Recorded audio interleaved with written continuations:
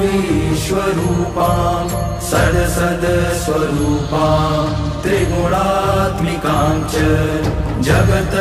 प्रसूतां अजानजाम आनन्द अनानन्द विज्ञान विज्ञान पञ्चीय अपञ्चीकृत पञ्चभूतां जगत स्वरूपां वेद अवेद विद्या विद्यारूपां नमामि ऊर्ध्व अधः तिर्यक् सर्वव्याप्ताम् आदित्यवशुरुद्रगति स्वरूपां ब्रह्मा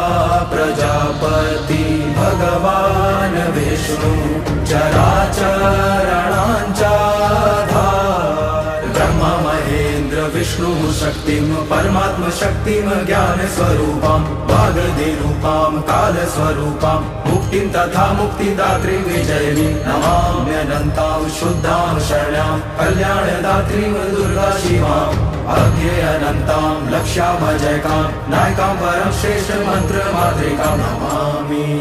दुर्गां ता दुर्गमाम समस्त पाप निवारणीश्च भजामि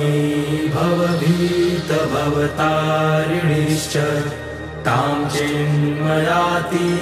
शून्य साक्षिणीम्